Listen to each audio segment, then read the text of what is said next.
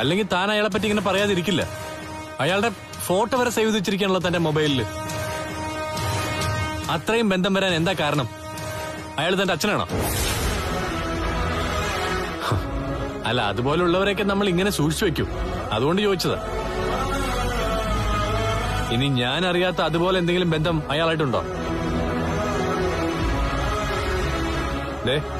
പറയേണ്ടത് പറഞ്ഞില്ലെങ്കിൽ ഇതുപോലെ ഒരുപാട് ചോദ്യങ്ങൾ ഉണ്ടായിക്കൊണ്ടിരിക്കും. നമ്മൾ തമ്മിൽ വിവാഹം കഴിഞ്ഞതിന് ശേഷം ആദ്യമായിട്ട് ഉടക്കുന്നത്. അതിന് ഞാനല്ല കാരണക്കാരൻ. എനിക്കറിയാം സാർ. അറിയാമെങ്കിൽ പിന്നെ എന്തിനാ അറിയാവുന്നുള്ളത് മൂടി വെച്ചോണ്ട് നടക്കുന്നത്? സാറ് കണ്ണേട്ടനെ കണ്ടായിരുന്നോ? ഞാൻ ആരെ കണ്ടു എന്നുള്ളതൊന്നും താൻ അറിയണ്ട.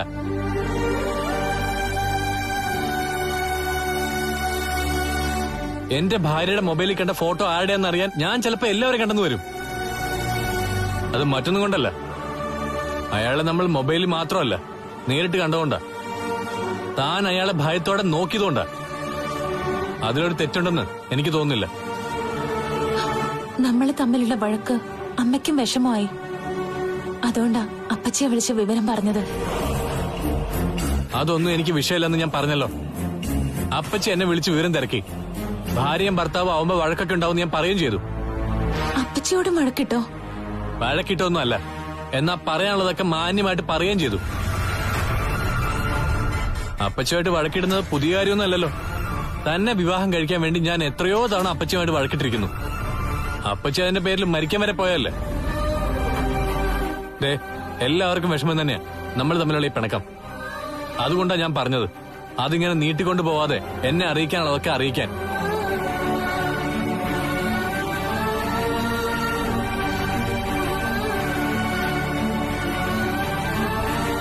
പറയാൻ പാടില്ലാത്തൊന്നും ഭർത്താവിനോട് പറയണ്ടെന്ന് ആരെങ്കിലും പറഞ്ഞോ? പറയാൻ പാടില്ലാത്തതായി എന്റെ ജീവിതത്തിൽ ഒന്നുമില്ല സാർ. ഒന്നുണ്ട്. ആ കാര്യം താൻ പറയാത്തത്. സ്വന്തം ഭാര്യയുടെ മനസ്സിലെന്താന്നറിയാൻ ഇനിയിപ്പോ അയാളെ തേടി പോകേണ്ട ഗതികേടില്ല ഞാനിപ്പോ. അതും ഇടയ്ക്ക് നടക്കുന്നുണ്ട്. അതുകൊണ്ട് താൻ പറഞ്ഞില്ലെങ്കിലും ഞാൻ അറിയും അയാൾ ആരാണെന്ന്. പക്ഷെ അപ്പോഴും എനിക്കൊരു വിഷമമുണ്ടാവും, എന്റെ ഭാര്യ എന്നോടൊന്നും പറഞ്ഞില്ലല്ലോ എന്ന്.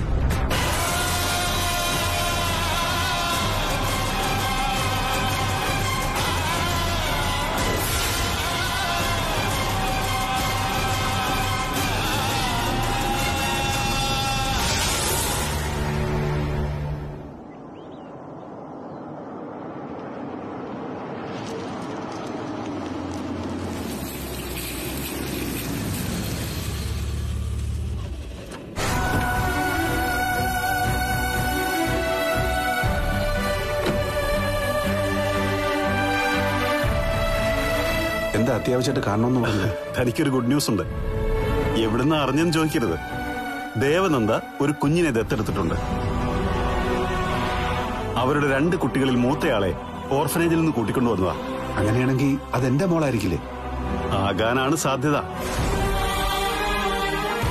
പിന്നെ സ്വന്തം കുഞ്ഞിനെ ഓർഫനേജിൽ കൊടുത്തിട്ട് വീണ്ടും അതിനെ കൂട്ടിക്കൊണ്ടുവരാൻ പറ്റുമെന്നൊക്കെ സംശയം.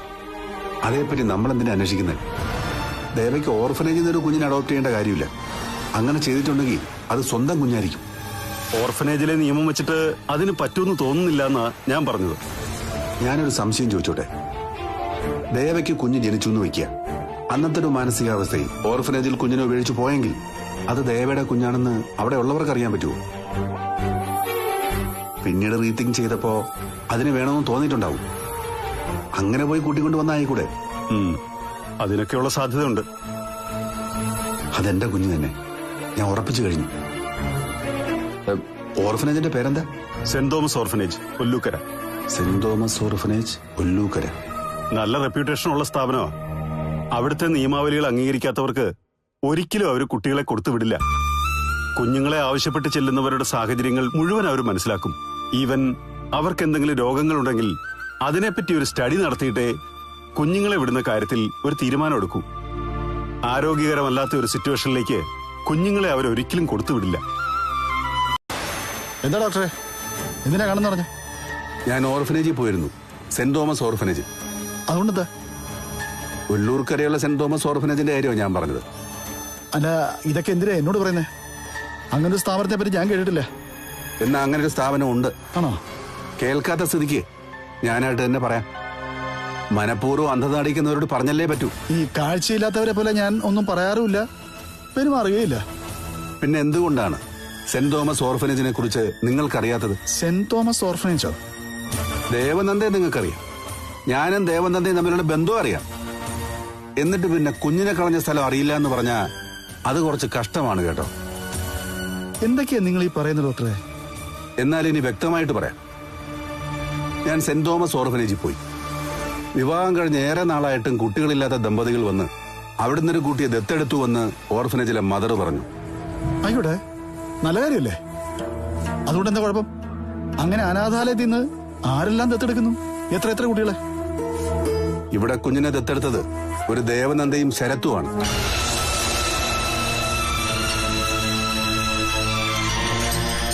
അവര് ദത്തെടുത്ത കുഞ്ഞിന്റെ പേര് മഞ്ജിമ. അവളിപ്പോ വിവാഹിതയാണ്. പക്ഷേ ആ കുഞ്ഞെവിടെയാണെന്ന് കണ്ടെത്താൻ ഇതുവരെ എനിക്ക് കഴിഞ്ഞിട്ടില്ല. നിങ്ങൾ വെറുതെ ഓരോന്നും മനസ്സിൽ സങ്കല്പിച്ച് ഇങ്ങനെ പറഞ്ഞോണ്ടിരിക്കുക. നിങ്ങൾ ഈ പറയുന്ന ശരത്തും ദേവനന്ദയൊക്കെ വേറെ ആരോ ആണ്. ആയിക്കോട്ടെ, നിങ്ങൾക്കറിയാവുന്ന ദേവനന്ദയും ശരത്തും ഒരു കുഞ്ഞിനെ ദത്തെടുത്തിട്ടുണ്ടോ? ആ കുഞ്ഞിന്റെ പേര് മഞ്ജിമയെന്നാണോ? ഛേ, അവരങ്ങനെ ഒരു കുഞ്ഞിനെയും ദത്തെടുത്തിട്ടില്ല. എന്തിനാ കണ്ണ ഇങ്ങനെ കള്ളം പറയുന്നത്? ഞാൻ കള്ളമല്ല പറയുന്നേ. നിങ്ങൾ ഈ പറയുന്നതിനകത്ത് ഒരു സത്യമില്ല. അതുകൊണ്ട് അത് അംഗീകരിച്ചു തരാൻ എന്നെ കൊണ്ട് പറ്റില്ല. ദേവയ്ക്കൊരു കുഞ്ഞുണ്ടോന്ന് പലതവണ ഞാൻ നിങ്ങളോട് ചോദിച്ചു, നിങ്ങൾ പറഞ്ഞില്ല. പക്ഷേ അതിനെപ്പറ്റി വിശദമായിട്ട് അന്വേഷിക്കേണ്ടത് എന്റെ കടമയായിരുന്നു. അതുകൊണ്ട് അന്വേഷിച്ചു. കാര്യങ്ങൾ ഇവിടം വരെ എത്തി. എവിടം വരെ എത്തിയെന്നാ നിങ്ങൾ ഈ പറയുന്നേ? കണ്ണ, കുഞ്ഞുങ്ങളെ വലിയ ഇഷ്ടമായിരുന്നു ദേവയ്ക്ക്, എന്നെക്കാൾ ഇഷ്ടം. അങ്ങനെയുള്ള ദേവ ഒരിക്കലും കുഞ്ഞിനെ കൊല്ലില്ല. അവള് പ്രസവിച്ചു.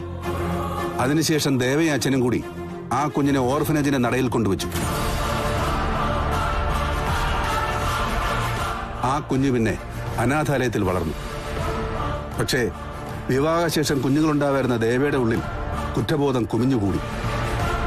കളഞ്ഞ കുഞ്ഞിനെ വേണമെന്ന് അവൾക്ക് തോന്നി. അങ്ങനെ ദേവനന്ദ ഹസ്ബൻഡിനോടൊരു കുഞ്ഞിനെ ദത്തെടുക്കണമെന്ന് പറഞ്ഞു. കഥകളറിയാത്ത ദേവയുടെ ഹസ്ബൻഡും ദേവയും കൂടി ഒല്ലൂർക്കരയിലുള്ള ഓർഫനേജിലെത്തി ആ കുഞ്ഞിനെ ദത്തെടുത്തു. അതാണ് ദേവയുടെ മൂത്ത മകൾ മഞ്ജിമ. നിങ്ങൾക്കിത് എന്ത് പറ്റിയതാ? നിങ്ങൾ ഈ ഡോക്ടറിന്റെ പണിയൊക്കെ നിർത്തിയിട്ട് എഴുത്തു പണി തുടങ്ങിയോ? ഇതിലുമാതിരി സിനിമയുടെ കഥ പോലെ ഉണ്ടല്ലോ.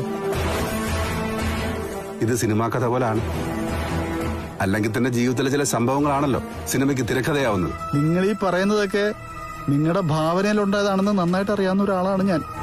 നിങ്ങൾ എന്താ എന്റെ ചോദ്യത്തിന് ഉത്തരം തരാത്തത്? ദേവനന്ദയുടെ മൂത്ത മകളുടെ പേര് മഞ്ജിമ എന്നാണോ? അല്ല, നിങ്ങൾ ഈ പറഞ്ഞതൊന്നും ശരിയല്ല. പിന്നെ പേരിനെന്താ പ്രസക്തി? നിങ്ങളോട് എത്ര ചോദിച്ചാലും ഉത്തരം കിട്ടില്ല. ഇനി നിങ്ങൾക്കത് പറയാൻ അറിയില്ലെങ്കിൽ ഞാൻ ഈ പറഞ്ഞതൊക്കെ ശരിയാണോന്ന് ദേവയോടോ അവളുടെ അച്ഛനോടോ ചോദിക്കും. അതിന്റെ ആവശ്യം എന്താ? നിങ്ങൾക്ക് അറിയേണ്ടത് അറിയാൻ വേണ്ടി ഒരു തിരക്കഥ ഉണ്ടാക്കി, അതുകൊണ്ട് എന്നെ കേൾപ്പിച്ചു. ഇതിന്റെ ഒന്നും പിന്നാലെ നടക്കാൻ എന്നെ കൊണ്ട് വയ്യ. പക്ഷെ എനിക്ക് നടന്നേ പറ്റൂ കണ്ണ. അതുകൊണ്ട് ഞാൻ നടക്കും. എങ്ങനെ എന്റെ കുഞ്ഞിനെ ഞാൻ കണ്ടെത്തും, മഞ്ജിമ എന്ന എന്റെ മകളെ. എന്നിട്ട് നമുക്ക് ബാക്കി സംസാരിക്കാം.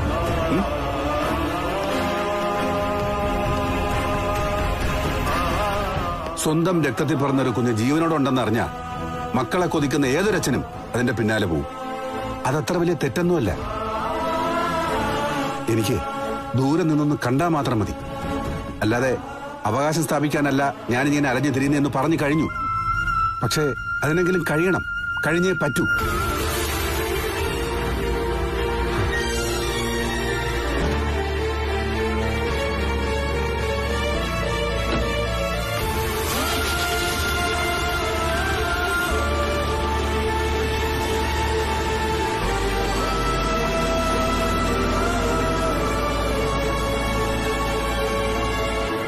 മഞ്ജു അനാഥാലയത്തിലെ സന്തതിയാണോ? സ്വന്തം കുഞ്ഞിനെ അതിന്റെ അച്ഛന് കാണാനുള്ള അവകാശമില്ലേ? അതിന് ആ കുഞ്ഞിന്റെ അച്ഛൻ നിങ്ങളല്ല. എന്തിനാ കണ്ണാ ഇങ്ങനെ കള്ളം പറയുന്നത്? നേരത്തെ താൻ പറഞ്ഞു ഞാൻ പറയുന്നതാണ് കള്ളമെന്ന്. എന്നിട്ട് സ്വാമി സാറിനെ പോയി കണ്ടപ്പോ സത്യം അറിഞ്ഞില്ലേ? ഞാൻ കരുതിയത് ഇതൊക്കെ കണ്ണനറിയാവുന്ന. എന്നാൽ എന്റെ വാക്ക് കേട്ട് സ്വാമി സാറിനോട് പോയി കാര്യം തിരക്കിയപ്പോ കേട്ടതെല്ലാം ശരിയാണെന്ന് മനസ്സിലായില്ലേ? പിന്നെ മകളെ ഞാൻ കാണുന്നത് കൊണ്ട് എന്താ കുഴപ്പം? കുഴപ്പമുണ്ട്. നിങ്ങൾ ഇനി ദേവനന്ദ എന്ന സ്ത്രീയുമായി ബന്ധപ്പെട്ട ഒരു കാര്യത്തിലും തലയിടാൻ പാടില്ല. ഇനി എന്റെ വാക്ക് ധിക്കരിച്ചുകൊണ്ട് പോകാനാണ് ഭാവമെങ്കിൽ കാര്യങ്ങൾ കൂടുതൽ വഷളാവുകയുള്ളൂ. ഇനി എന്ത് സംഭവിച്ചാലും എനിക്ക് പ്രശ്നമല്ല കണ്ണ. നിങ്ങൾക്കൊക്കെ എന്നെ കൊല്ലണമെങ്കിൽ കൊല്ലാം, എന്തും ചെയ്യാം. പക്ഷെ ഒരിക്കലെങ്കിലും എനിക്ക് എന്റെ മോളെ കാണണം. വല്ലവന്റെ കുഞ്ഞിനെ സ്വന്തം കുഞ്ഞാണെന്ന് കരുതി സ്നേഹിക്കാൻ പോകണോ നിങ്ങള്? അത് വല്ലവരുടെയും കുഞ്ഞല്ല, എന്റെ കുഞ്ഞാ, എന്റെ സ്വന്തം കുഞ്ഞ്. നിങ്ങൾക്കറിയോ മഞ്ജുമ അനാഥയാണെന്ന് അവക്കറിയില്ല. കുഞ്ഞുനാളിൽ എടുത്തു വളർത്തിയ ഒരു കുട്ടിക്കും അതറിയാൻ പറ്റില്ല. ആരാണോ വളർത്തുന്നത് അവരാണ് ആ കുഞ്ഞിന്റെ അച്ഛനും അമ്മയും. അതിലെന്താ അത്ഭുതമുള്ളത്? അത് പറയാനും പാടില്ല. സ്നേഹിച്ചവരെ മാത്രമേ ഏതു മക്കളും അവരുടെ രക്ഷിതാക്കളായി കാണൂ. എങ്കിലും കഥകൾ ഓരോന്ന് അറിഞ്ഞ സ്ഥിതിക്ക് അതൊക്കെ എന്റെ മോളെ അറിയിക്കാനല്ല, പകരം ഒന്ന് കാണാൻ. അതിനുവേണ്ടി മാത്രമാ നിങ്ങളുടെയൊക്കെ സഹായം തേടുന്നത്. ഈ രീതിയിലാണ് നിങ്ങൾ മുമ്പോട്ട് പോകുന്നതെങ്കിൽ സഹായം എന്നല്ല, നിങ്ങളുടെ തകർച്ച മാത്രമായിരിക്കും ഇനി ഉണ്ടാവാൻ പോകുന്നത്. കണ്ണൻ തലോടിയ മണ്ണിൽ അവൻ കൃഷി ഇറക്കിയ അവൻ എന്തെങ്കിലും മെച്ചം ഉണ്ടാവോ? അതിനുള്ള സാധ്യതയില്ല. പിന്നെ കണ്ണം മണ്ണിലിട്ട വളമുണ്ടല്ലോ, അതുകൊണ്ട് എന്ത് നട്ടാലും അവിടെ തഴച്ചു വളരും. തഴച്ചു വളരും. അതിന് കണ്ണൻ നടണം. അവൻ എങ്ങനെ പഠിപ്പിച്ച പയ്യനാ. എന്നിട്ട് എല്ലാം തൊലയ്ക്കാനായിട്ട് ഒരുത്തിയെ കെട്ടിയെടുത്തു. താൻ കൂടുതലൊന്നും പറയണ്ട. താനതിനൊക്കെ കൂട്ടായിരുന്നല്ലോ. അന്നത്തെ സമയത്ത് അങ്ങനെ തന്നെ പറ്റത്തുള്ളായിരുന്നു. പക്ഷെ അപ്പോഴും ഞാൻ പറഞ്ഞിട്ടുണ്ട്, കണ്ണനെ മറന്നിട്ടൊരു കളി വേണ്ടാന്ന്. താനോ?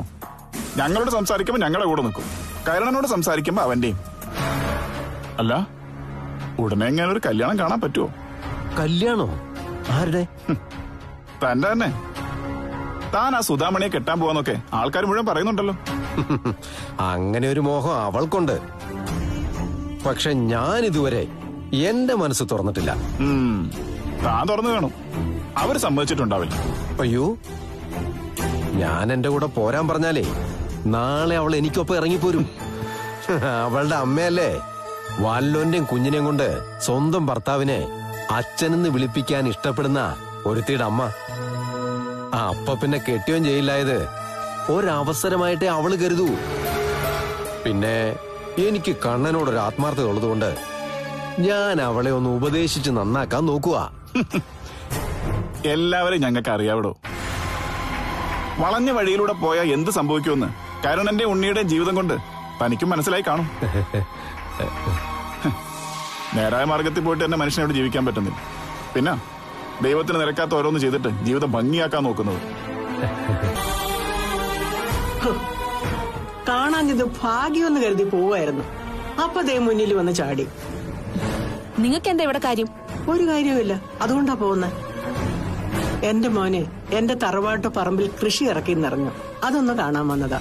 കണ്ടോ? എന്നിട്ട് ഓ കണ്ടു കൊതി തീർന്നോ? ഓ അയ്യോ, തീർന്നു. എന്തിനാണ് ഈ ആ പാവത്തിനെ ഇങ്ങനെ ഇട്ട് പറമ്പിൽ കിളപ്പിക്കുന്നത്? അവന്റെ ജീവിതം നീ കിളച്ചൊരു പരുവാക്കിയല്ലോ. എന്നാ പിന്നെ മോനോട് പറയാൻ മേലായിരുന്നോ ഈ താലി അഴിച്ചോണ്ട് പൊയ്ക്കോളാൻ?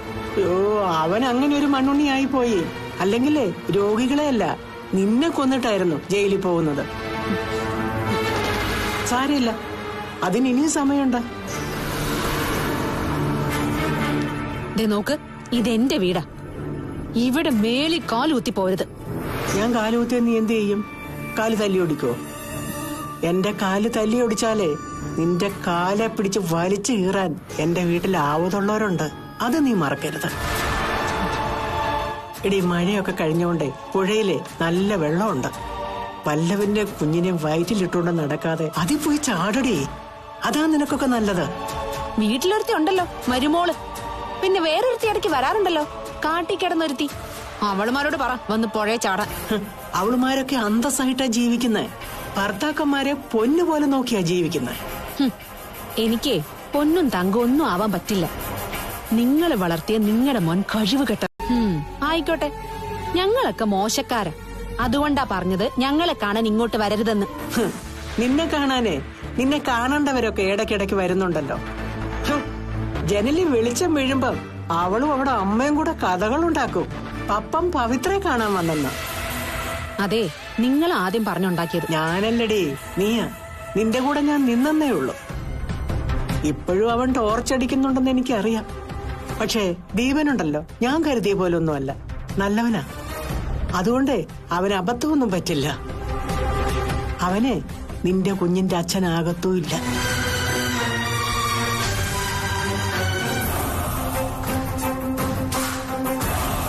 അവസാനം നീ നോക്കിക്കോ, താലി കെട്ടിയവനും നിന്റെ കൊച്ചിന്റെ അച്ഛനും നിന്റെ അടുത്ത് കാണില്ല. തന്തയില്ലാത്ത കുഞ്ഞിനെയും കൊണ്ട് നീ തെക്ക് വടക്ക് നടക്കും. അവസാനം നാണക്കേട് കാരണം ആ കുഞ്ഞിനെയും കൊണ്ട് ഈ പുഴ ചാടുകയും ചെയ്യും. ഈ കരുനാക്ക് വളച്ച ഞങ്ങളുടെ ജീവിതം ഇങ്ങനെയായി പോയത്. ഞാൻ കരുനാക്ക് വളച്ചില്ലെങ്കിലും നിന്റെ ജീവിതം ഇങ്ങനെയേ പോകത്തുള്ളൂ. നീയും നിന്റെ അമ്മയും അത്രയ്ക്ക് പാപങ്ങളാ ചെയ്തു കൂട്ടിയിരിക്കുന്നത്. ദൈവം പോലും അത് കണ്ട് കണ്ണു തള്ളിയിരിക്കുക. ഏതായാലും നിങ്ങൾ ദൈവത്തിന് വലിയ ഇഷ്ടമായിരിക്കും. എന്നെ ഇനി ഇഷ്ടപ്പെടണ്ടടി. എനിക്ക് 10-70 വയസ്സ് കഴിഞ്ഞു. ഇനി എനിക്ക് വലിയ ജീവിതമൊന്നുമില്ല. ഇനി ഉള്ള ജീവിതം നന്നായിട്ട് ജീവിക്കാൻ പറ്റുമെന്ന് എനിക്ക് ഉറപ്പുമുണ്ട്. അതുപോലെ എന്റെ കണ്ണനും പവിത്ര എന്നെ നോക്കുന്നത്. നീയൊക്കെയാ എനിക്ക് ആഹാരം പോലും തരാതെ എന്നെ തൊഴുത്തി കിടത്തിയത്. അതൊന്നും ഞാൻ മറന്നിട്ടില്ല. അതിനൊക്കെ 2 രാക്ഷസിമാരും ഇരുന്നും കിടന്നും അനുഭവിക്കും. ആരാരെയാ വേദനിപ്പിക്കുന്നത്? നീ കാർത്തൂനെ തന്നെ. അമ്മ വെറുതെ കാര്യം അറിയാതെ സംസാരിക്കരുത്. എനിക്ക് കാര്യം അറിയില്ല. അങ്ങനെയാണെങ്കിൽ എന്താ സംഭവിച്ചെന്ന് പറയണം. അല്ലാതെ മോള് ഭക്ഷണം ഉണ്ടാക്കി കാത്തിരിക്കുമ്പോ അത് വേണ്ടാന്ന് പറയല്ല വേണ്ടത്. ഞാൻ പുറത്തുനിന്ന് കഴിച്ചു. ഈ പുതിയ പതിവ് നീ എവിടുന്നാ തുടങ്ങിയത്? കണ്ണേട്ടന്റെ തട്ടുകടയെന്ന് ഞാൻ ഇടയ്ക്ക് ഭക്ഷണം കഴിക്കാറുണ്ട്. ഇന്ന് അവിടുന്നാണോ കഴിച്ചത്? അതെ. എന്നാ ഞാനൊന്ന് വിളിച്ചു ചോദിക്കട്ടെ. അരുൺ, എന്താ നീ ഒന്നും പറയാതെ പോകുന്നത്? എന്താ ഒന്നും പറയാത്തത്? അവിടെ നിന്നൊന്നും കഴിച്ചിട്ടുണ്ടാവില്ലമ്മേ. എനിക്ക് ഏതായാലും വിശപ്പില്ല. ഉച്ചയ്ക്ക് ഓഫീസിൽ നിന്ന് വീട്ടിലേക്ക് വരുന്നത് കാർത്തു ഉണ്ടാക്കിയ ഭക്ഷണം കഴിക്കാനാണല്ലോ. കഴിക്കാനായിട്ടിരുന്നാലേ ക്ഷണ നേരം കൊണ്ട് അത് തീരുകയും ചെയ്യും. എന്നിട്ടാണിപ്പോ ആ ആഹാരത്തിനോട് വെറുപ്പ് കാണിക്കുന്നത്. എനിക്കാരോടും വഴക്കിന് താല്പര്യമില്ല. ഞാൻ പിണങ്ങി നടക്കുന്നുണ്ടെങ്കിൽ അതിന് വ്യക്തമായ കാരണം ഉണ്ടാവും. അത് ഇയാൾക്കറിയാം. അതിനൊരു പരിഹാരം കാണാതെ ഞാൻ ഇനി ഇയാൾ ഉണ്ടാക്കുന്ന ഭക്ഷണം കഴിക്കില്ല.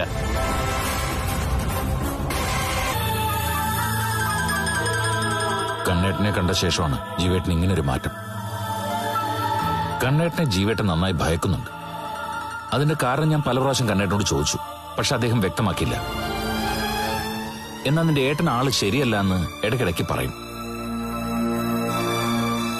അത് നിന്നോട് ഞാൻ കാണിച്ച നന്ദികേട് കൊണ്ടായിരിക്കും. നീയൊന്നും എന്നെ സ്നേഹിച്ചിട്ടേ ഉള്ളൂ. എന്നിട്ടോ നീ ഒരു പെൺകുട്ടിയെ കൊന്നൂന്നറിഞ്ഞപ്പോ നിന്നെ ഞാൻ നിഷ്കരണം തള്ളിക്കളഞ്ഞു. അതൊന്നും കണ്ണന് ഉൾക്കൊള്ളാൻ കഴിഞ്ഞിട്ടുണ്ടാവില്ല. നീയല്ല കൊന്നതെങ്കിൽ പിന്നെന്തിനാ കുറ്റം നീ ഏറ്റെടുത്തത്? ആ സംഭവമൊക്കെ നടന്നിട്ട് വർഷങ്ങൾ പലതായല്ലോ. പിന്നെ എന്തിനാ ഇപ്പൊ അതേപറ്റി ചോദിക്കുന്നത്? നീ നിരപരാധിയാണെന്ന് അറിഞ്ഞപ്പോ വലിയ വിഷമം തോന്നി. അതാ എന്റെ മനസ്സ് മാറാൻ കാരണം. നിനക്കെന്തെങ്കിലുമൊക്കെ തരണമെന്ന് ചിന്തിക്കാനുള്ള കാരണം അതാ. സന്മനസ്സിന് നന്ദി. ഇനിയിപ്പോ അതൊന്നും വേണ്ട. വേണ്ടാന്ന് നീ പറഞ്ഞാലും അത് അംഗീകരിക്കാൻ എനിക്ക് കുറച്ച് ബുദ്ധിമുട്ടുണ്ട്. നിനക്ക് കിട്ടേണ്ടതൊക്കെ നിനക്ക് തന്നെ വന്നു ചേരണം. അതുപോലെ കണ്ണൻ എന്തെങ്കിലും വേണമെങ്കിൽ അത് നീ എന്നെ അറിയിക്കണം. കണ്ണേട്ടന് എത്ര സാമ്പത്തിക ബുദ്ധിമുട്ട് വന്നാലും എന്റെ ഏട്ടന്റെ അടുത്ത് നിന്ന് കുറച്ച് പൈസ കടം വാങ്ങിത്താന്ന് എന്നോട് ഒരിക്കലും പറയില്ല. കൂടപ്പിറപ്പുകളെയും കുടുംബത്തെ സ്നേഹിക്കാത്തവരെ ഇഷ്ടപ്പെടാത്ത ആളാ കണ്ണേട്ടൻ. നിനക്ക് നിന്റെ ഏട്ടനെ ശരിക്കും അറിയില്ല.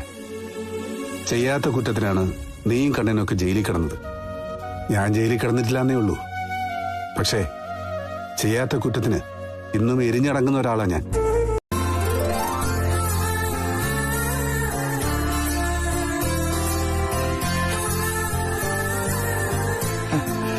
ചുമ്മാതൊന്നുമല്ലടോ എന്നെ കണ്ടപ്പോ അരുണ്ട അപ്പച്ചി മാറിയത്.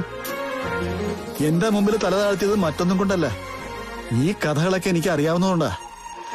സ്വന്തം മകളാണ് കാർത്തൂന്ന് എന്റെ നാവിന്ന് അറിഞ്ഞതുകൊണ്ടാ. മറ്റു മക്കളെ മാറ്റി നിർത്തിയിട്ട് അരുണ്ട അപ്പച്ചിയും സ്വാമി സാറും കാർത്തൂനെ സ്നേഹിക്കുന്നുണ്ടെങ്കിലേ അതിന്റെ കാരണം ഇതാ. അവർക്കറിയാം കാർത്തു അവരുടെ ചോരയാണെന്ന്. എനിക്ക് കാർത്തൂനെ കാണാൻ തോന്നുക. ഇതൊന്നും കാർത്തു അറിയരുത്. അതുപോലെ ഞാൻ അരുണിനോട് കഥകളൊക്കെ പറഞ്ഞെന്ന് അപ്പച്ചിയും സ്വാമി സാറും അറിയാനും പാടില്ല. ഞാനിതൊക്കെ അവരോട് പറയോ കണ്ണേട്ടാ? അരുണിപ്പോ അപ്പച്ചിയോട് വെറുപ്പുണ്ടോ? ഒരിക്കലുമില്ല. സ്നേഹം കൂടിയിട്ടേ ഉള്ളൂ. അപ്പൊ എന്റെ അപ്പച്ചന്റെ മകളെ തന്നെ ഞാൻ വിവാഹം കഴിച്ചിരിക്കുന്നത്. അത് അപ്പച്ചന്റെ ഉള്ളിൽ സത്യമുള്ളതുകൊണ്ട് ദൈവമായിട്ട് എന്നെ അയാളുടെ അടുത്ത് എത്തിച്ചതാ. അതുകൊണ്ടാ ഞാൻ ഈ നാട്ടിൽ വന്നതും കാർത്തൂനെ കണ്ടതൊക്കെ. ഞാനും ആ വഴിക്കൊക്കെ ചിന്തിച്ചിട്ടുണ്ട്. എനിക്ക് കാർത്തൂനുടനെ കാണണം കണ്ണേട്ടാ. കണ്ണേട്ടൻ വാ, വീട്ടിൽ വിട്ടിട്ട് ഞാൻ പോയിക്കോളാം. വേണ്ട, അതൊന്നും വേണ്ട. വാ കണ്ണേട്ടാ, ഞാനിവിടെ നിന്ന് പോയിക്കോളാം. വാ, അത് പറ്റില്ല, ഞാൻ വീട്ടിൽ വിട്ടിട്ട് പോയിക്കോളാം. വാ. ഇങ്ങോട്ട് വാ കണ്ണേട്ടാ. വീടാരുണേ.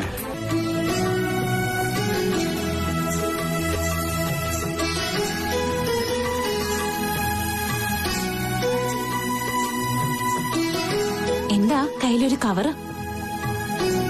നല്ല അടിപൊളി ഒരു സാരിയാ. എനിക്ക് ഒരുപാട് സാരി ഉണ്ടല്ലോ. അതൊക്കെ അവിടെ ഇരിക്കട്ടെ.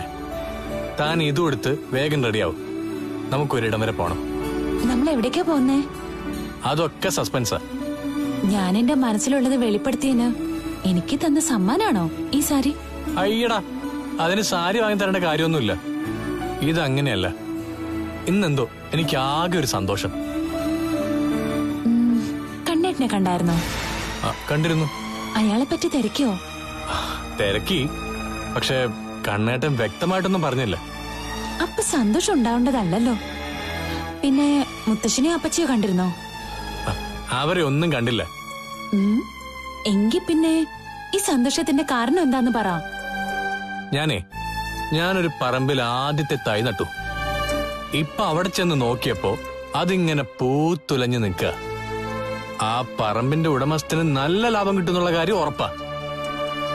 അയാൾ എനിക്കൊരു കവറിലിട്ട് ദാ ഇതിരിക്കട്ടെ എന്നും പറഞ്ഞ് ബലമായിട്ട് എന്റെ പോക്കറ്റിലിട്ട് വന്നു. എനിക്ക് ഈ കൈക്കൂലി വാങ്ങുന്നൊന്നും ഇഷ്ടമല്ല. പക്ഷെ അയാൾ ഒരു തരത്തിലും അത് തിരിച്ചു വാങ്ങുന്നില്ല. അതിന് വാങ്ങിയ സാരിയായി ഇത്. പിന്നെ ഞാൻ ചെയ്ത പ്രവൃത്തി വിജയിച്ചതിൽ സന്തോഷമുണ്ട്. എനിക്കും ഇന്ന് നല്ല സന്തോഷം തോന്നിയ ദിവസാ. സാറിനോടെല്ലാം പറഞ്ഞു കഴിഞ്ഞപ്പോ മനസ്സിനകത്തെ ഭാരം അങ്ങ് പോയി. ഞാനെല്ലാം പറഞ്ഞതിന്റെ പേരില് കണ്ണേറ്റിന് എന്നോട് ദേഷ്യം എന്തെങ്കിലും ഉണ്ടോ? ഒരിക്കലുമില്ല. ഈ ശ്വാസമുട്ടൽ അവസാനിപ്പിച്ചതില് കണ്ണേട്ടനുണ്ട് ആഹ്ലാദം. എന്നാ പിന്നെ പെട്ടെന്ന് ഒരുങ്ങ. സാരി തനിക്ക് ചേരുന്നതാ, അതിനൊത്തു തന്നെ ഒരുങ്ങണം. എത്ര ഒരുങ്ങിയാലും ഞാൻ മാറത്തൊന്നുമില്ലല്ലോ. ഭംഗിയായിട്ട് ഒരുങ്ങിയ ചെറിയ മാറ്റങ്ങളൊക്കെ ഉണ്ടാവും. ചെല്ല് എടോ, വേഗം റെഡിയാവ്.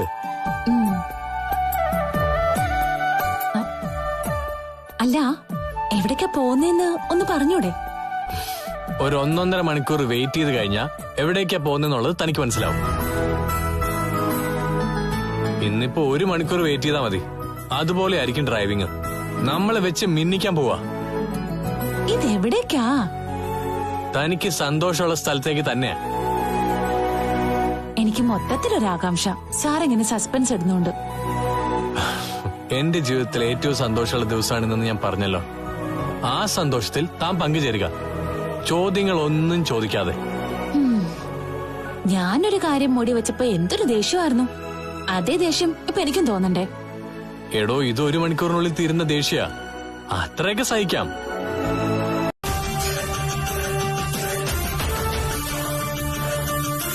ആരാ? എന്റെ പേര് അരുൺ.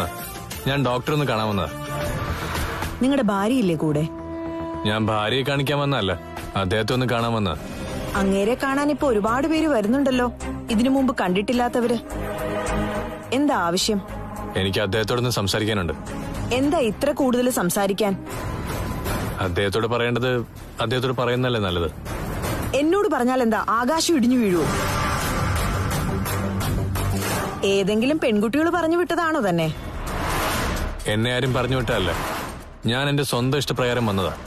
നിങ്ങള് ഇതിനു മുമ്പ് എപ്പോഴെങ്കിലും ഡോക്ടറെ കണ്ടിട്ടുണ്ടോ? ഇല്ല, ഇതാദ്യ. അതുകൊണ്ടാ ചോദിച്ചത് എന്തിനാ വന്നേന്ന്. എന്താ ഇവിടെ? മോള് കുറച്ചു ദിവസം ഇവിടെ വന്ന് നിക്ക്, ഞാൻ എല്ലാം ചെയ്തു തരാം. എല്ലാം ചെയ്തു കൊടുക്ക, ഞാനങ്ങ് ഇറങ്ങിത്തരാം.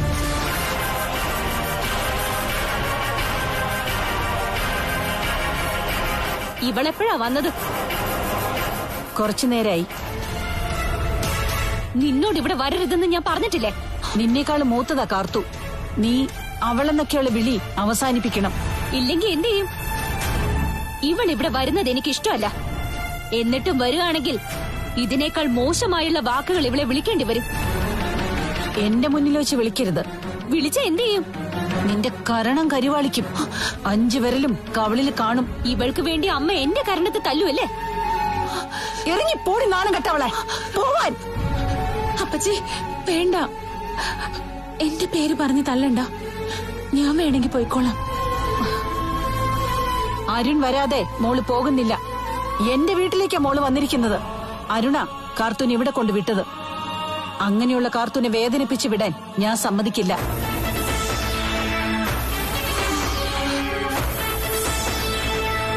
നിങ്ങളുടെ മക്കള് വേദനിച്ചാ നിങ്ങൾക്ക് ഒരു ചുക്കുമില്ല അല്ലേ?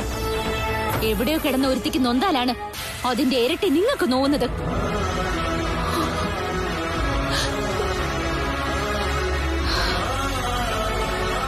കാരണമില്ലാതെയാണ് കാർത്തൂനോട് നീയും മഞ്ജുവൊക്കെ ദേഷ്യപ്പെടുന്നത്. കൊല്ലാൻ നോക്കിയിട്ട് പോലും നിങ്ങളെയൊക്കെ കാർത്തു സ്നേഹിച്ചിട്ടേ ഉള്ളൂ. ഇവളുടെ സ്നേഹം ഞങ്ങൾക്ക് വേണ്ട. ഇവളെ കാണുകയും വേണ്ട. അതറിഞ്ഞു വെച്ചിട്ടും ഇവൾ ഇവിടെ വരുന്നതാണ് പ്രശ്നം. നീ ഞങ്ങളിൽ നിന്ന് ഞങ്ങളുടെ അമ്മയെ അകറ്റാൻ തന്നെ വരുന്നത്. ഞങ്ങൾക്ക് ഇഷ്ടമല്ല എന്നറിഞ്ഞിട്ടും. ഇവളെ കുറ്റം പറയണ്ട. മക്കളെ മാറ്റി നിർത്തിയിട്ട് അന്യ കുടുംബത്തിൽ നിന്ന് വന്നൊരുത്തിയെ ഇതുപോലെ സ്നേഹിക്കുന്ന അമ്മമാര് ഈ ലോകത്തുണ്ടാവില്ല.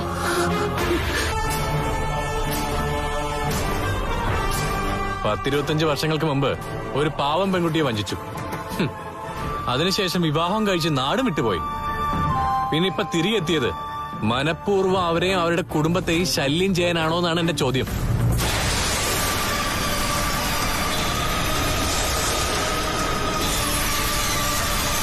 കണ്ണേട്ടനോട് വന്നില്ലേ? നിങ്ങളെ കണ്ട എല്ലാം പറഞ്ഞില്ലേ? നിങ്ങളെ താക്കീത് ചെയ്തില്ലേ? എന്നിട്ട് നിങ്ങളതൊന്നും ഉൾക്കൊള്ളാതെ കറങ്ങി നടക്കുക, പഴയകാല കഥകളൊക്കെ വലിച്ചു പുറത്തിടാൻ. നിങ്ങള് ദേവയുടെ ആരെങ്കിലും ആണോ? എന്റെ അപ്പച്ചിയാണത്. ആ എന്താ മാളു? ഒരുത്തി ഇവിടെ വന്നിട്ടുണ്ട്. അമ്മയുടെ പുന്നാര കാർത്തു. അവളെ ഇവിടെ കൊണ്ട് നിർത്തിയിട്ട് പോയിരിക്ക അവളുടെ ഭർത്താവ്. നിർത്തിയെന്ന് പറഞ്ഞാ കുറച്ചു ദിവസത്തേക്ക് നിർത്തിയിട്ട് പോയതാണോ? അറിയില്ല. അവർക്ക് എന്തെങ്കിലും കൊടുത്തങ്ങ് കൊല്ലാമോ? അമ്മയുടെ അഹങ്കാരത്തിനൊക്കെ അതാ ചെയ്യേണ്ടത്. എങ്കിൽ അമ്മ എന്നെ കൊല്ലും. നമ്മളൊന്നും ഇപ്പൊ അമ്മയ്ക്ക് പ്രശ്നമല്ലല്ലോ. അവർക്ക് അവളെ മതിയല്ലോ. നിനക്ക് അവിടെ നിൽക്കാൻ ബുദ്ധിമുട്ടാണെങ്കിലേ ഇങ്ങി പോരെ. നമ്മളെ വേണ്ടാത്ത ഒരു അമ്മയുടെ അടുത്ത് നീ എന്തിനു നിക്കുന്നേ? അവളെ കൊല്ലുമെന്ന് ഭയന്നിട്ടാണല്ലോ സ്വന്തം വീട്ടിൽ നിന്ന് അരുണേട്ടൻ അവളെ മാറ്റിയത്. പിന്നെ എന്തിനാ ഇവിടെ കൊണ്ട് നിർത്തിയെന്ന് അറിഞ്ഞുകൂടാത്തെ? അവൻ വലിയ പുണ്യാളനൊക്കെ ആയിട്ട് നടിക്കുന്നുണ്ടെങ്കിലും അവന്റെ മനസ്സിലും സ്വത്തും പണവും തന്നെയാ. അതെങ്ങനെയെങ്കിലും അടിച്ചെടുക്കാനാ അവളും അവനും അമ്മ ഇങ്ങനെ സ്നേഹിക്കുന്നത്. ഇന്ന് അവള് പോയില്ലെങ്കിൽ മോളിങ്ങി പോരെ. അവിടെ നിൽക്കണ്ട. ശരി ചേച്ചി.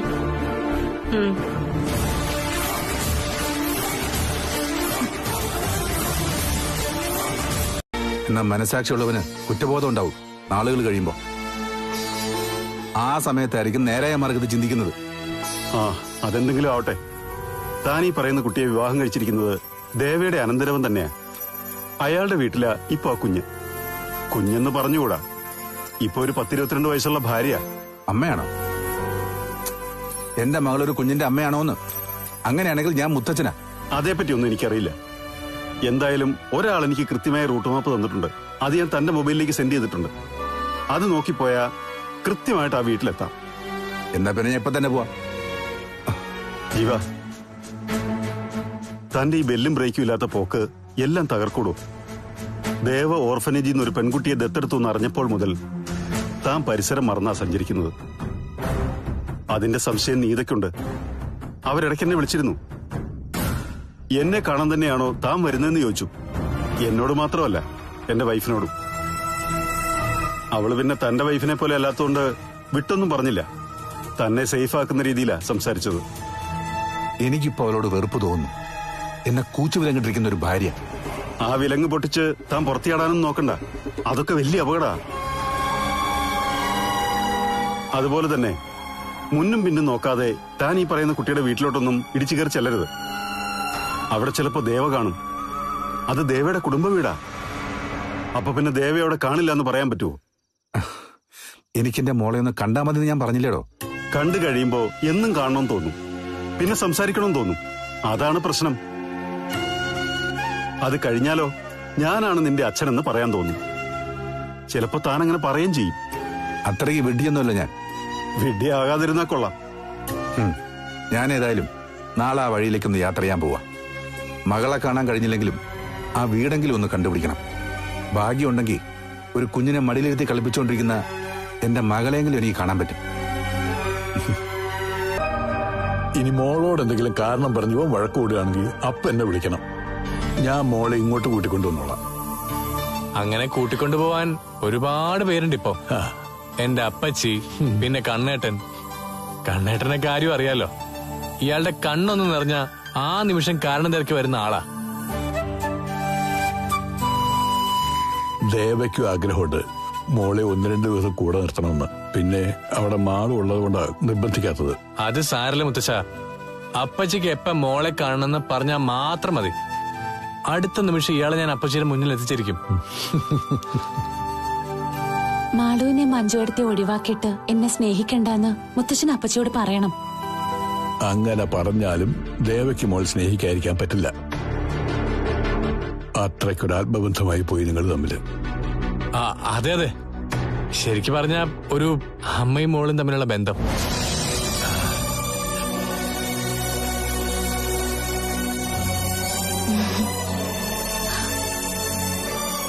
ആ രീതിയിലേക്ക് നിങ്ങൾ തമ്മിലുള്ള ബന്ധം വളർന്നു കഴിഞ്ഞു. ഞാൻ ഈ തറവാട് സ്വത്തിന്റെ നല്ലൊരു ഭാഗം മാറ്റിവെച്ചിരിക്കുക മോക്ക് തരാൻ. അയ്യോ, അതൊന്നും വേണ്ട മുത്തശ്ശ. പിന്നെ ഇനി അതിന്റെ പേരിലായിരിക്കും വീട്ടിനകത്ത് വഴക്ക്. എന്ത് വഴക്കുണ്ടായാലും ശരി, എനിക്കിപ്പോ 5 കൊച്ചുമക്കളാ. 4 പേരെ ഉണ്ടായിരുന്നുള്ളൂ. ഇപ്പോ മോളും വന്നു. അപ്പോ മോൾക്ക് ഒരു വീതം തന്നേ പറ്റൂ.